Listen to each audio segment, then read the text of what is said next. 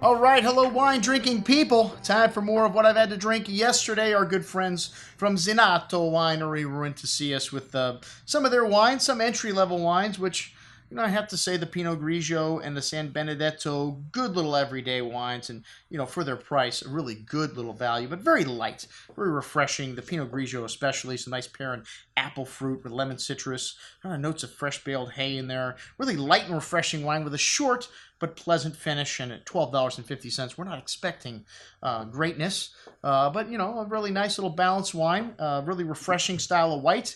The Lugana San Benedetto, this is a Trebbiano di Lugano, has a touch of earth, a little more earthy character to it than the Pinot Grigio. A nice amount of fruit here, apples, pears with light floral notes. Really light and refreshing wine also, maybe just a little more body than the Pinot Grigio.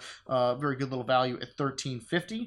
And then the Zenato Valpolicella Superiore. We don't have this wine in the store. We have the Ripassa, which they've trademarked the term. And, Ripassa is a style of wine where they pass the wine over the skins from the Amarone, which still have some yeast and sugar in them, so it goes through a secondary fermentation, and one of the only wines that is made like this in the world. It kicks up the alcohol a little bit, makes the wine a little bit richer. So the Superiore, 80% Corvina, and this does not made this Ripassa style, so a much lighter. Valpolicella's that are Classico. The Superiore just means it's aged in wood a little longer before release. This wine is and it's a certain alcohol level also. Anyways, it's fresh red berry fruit, notes of herbs and cocoa here. A really light and refreshing style of red with light tannins. What a good little wine at $14.25. The Ripasso, one of my favorite wines from Zenato.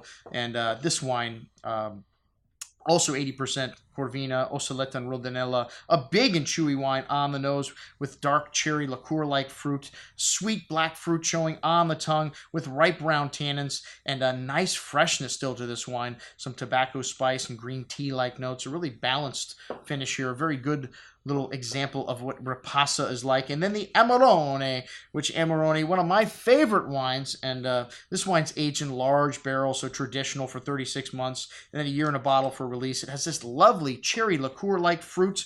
You notice the dried character you get from Amarone in this wine. Sweet tobacco spice, chai tea, kind of dark spices, dried meats, nice complexity on the nose, and something that these wines get from being dry, the fruit, the tannins are relatively soft. Even though these wines have big tannins, very approachable right on the release. Sweet berry fruit here with really nice richness, a nice hand of that spice and nuance from the nose showing on the finish. Dark cocoa, exotic dried floral notes. An excellent example of Amarone. That's what I had to drink with our friends from Zenato Winery. I'm your host, Andrew Lamposoni, signing off for the Wine Watch, saying remember, always drink the good stuff first.